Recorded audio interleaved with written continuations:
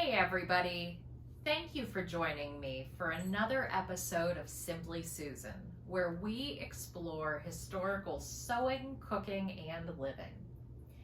Today we're going to be going over the construction and completion of my Regency era Spencer jacket.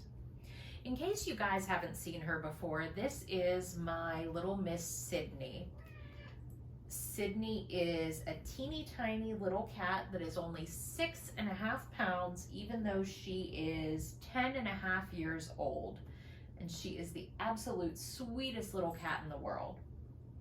But anyway, the sewing that you're probably here for, even though my cats are absolutely adorable. I made a Regency era Spencer jacket. It's from the McCalls pattern 7493. It is their, I guess, Regency era patterns, one of those patterns. And I made the jacket in view A. I did sew a mock-up, which you will see at the very first part of this video. But just so you know, I did not have to make any adjustments whatsoever to the pattern of this jacket. It fit me perfectly. Normally I have to make some size adjustments for my arms and things like that, but this came together like an absolute dream, except for the parts that you'll see in the video that were a little bit frustrating. I tried to talk through my time lapse this time so that you're able to see the jacket come together a little bit more quickly and able to get some description along with it. But basically, I tried some new techniques. I'm still not great at setting arms in the arm size, and buttons were a specifically interesting challenge. So, thank you all so much for joining me. I am glad that you have chosen to spend some of your time watching me fumble through a new sewing project. And please remember that I am making a few different Regency era garments, so if that is a time frame that you're into, check out the video that I made before where I constructed Regency era stays. And there will be at least one more video coming where I put together the full Regency era gown. This is all part of a collaboration done with other individuals in the costume community. And this is a project that was led by Retro Claude, and I will link in my description box down below a link to the Relaxed Regency playlist where you can catch up on some other projects that people have done from this similar time frame. So, thank you for joining me, and let's get to the project. Anytime that you're making a new project or using a new pattern, it's usually a good idea to make a mock-up. So I just took some of this off-white cotton-ish fabric that I had on hand, nothing in particular, nothing fancy, and I cut out the pieces for the dress that I'm planning to make, as well as this jacket that I work on into the point of completion for this video.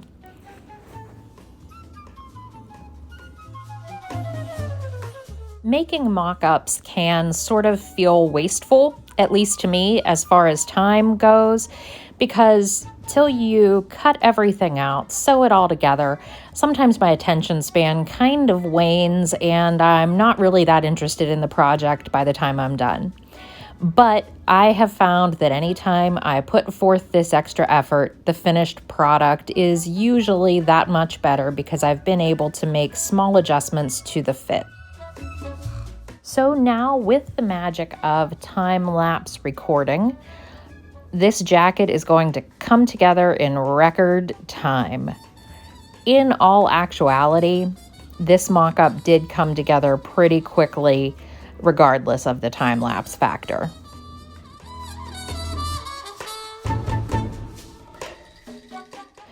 So here we are, the mock-up of the Spencer jacket.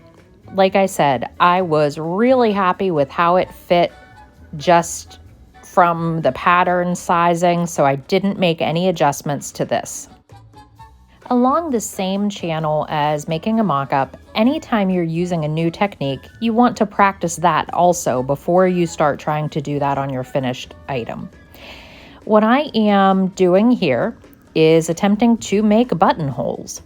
That's the buttonhole foot on my machine, and there's just some more of that a velvet type material, and I'm fiddling around with things, and no problem. Buttonholes were as easy as could be. I made a few, they turned out correctly, and I moved on to constructing the rest of the jacket.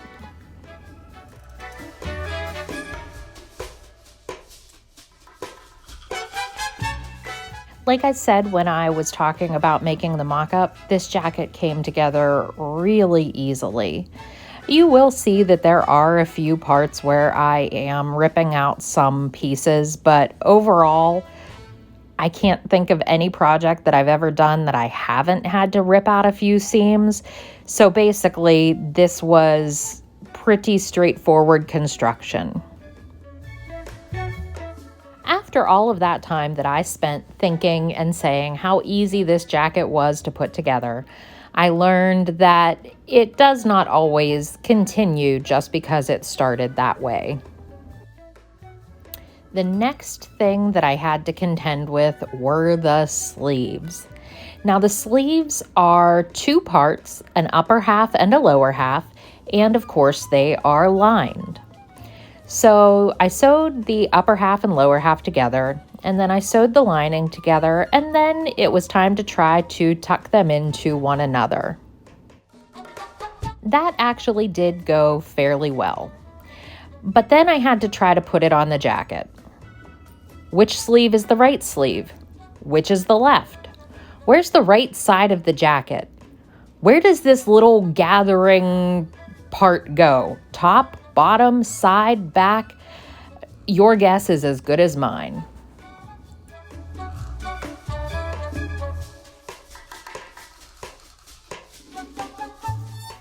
I eventually did get the sleeves figured out, and I'm pretty sure that I put them on the right sides of the jacket. So hey, I at least had that going for me.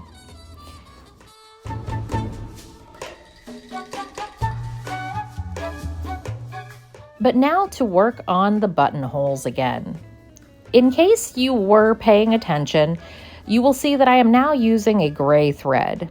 There were two different shades of pink that I attempted in there until I finally said, oh, look, I don't have enough pink to even do any more buttonholes, let alone 12 of them.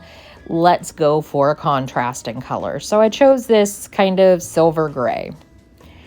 And here I am attempting to do the buttonholes and ripping them out and doing them again. And then the fabric got stuck in my machine. I had to pry it out. Eventually, however, all 12 were finished.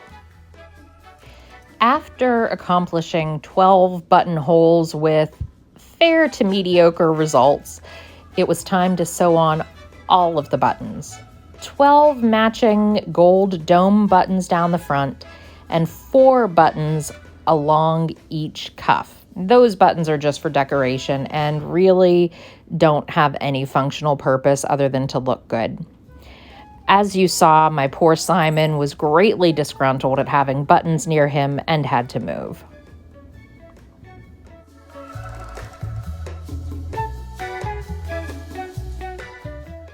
All right, so we are finished with our Regency era Spencer jacket, and I am just literally putting it on for the very first time.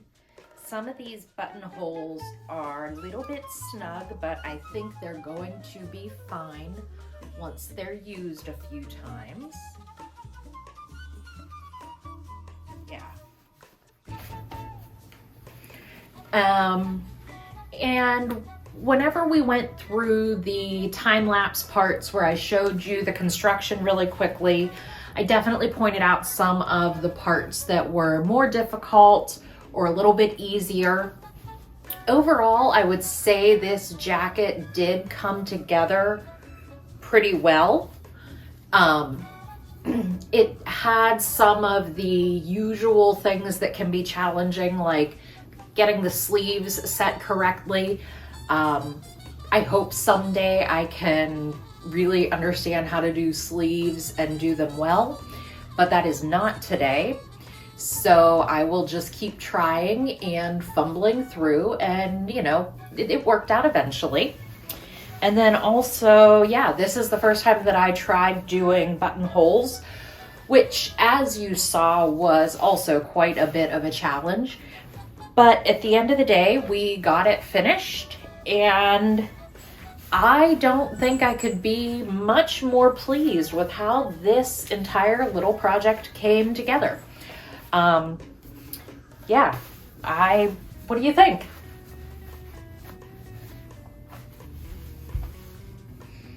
I like the fit of this jacket. I think it is super cute. I think it's gonna take me a little bit of getting used to, just because pink is not usually a color that I choose. So it'll just take me a little bit to get used to this, but I think that once the rest of the relaxed Regency outfit is put together, I think this is going to be absolutely stunning. So thank you all so much for joining me. I appreciate that you chose to spend some time with me, and I hope that you maybe learned a few things or were just at least amused at watching me try to do some of these new techniques and different things in the construction of this jacket. And yeah, I think I'm gonna call this finished. So again, thanks for joining me, and don't forget to check out my other videos where we did the Regency stays, and video coming in the future where we actually construct the Regency gown. Thank you.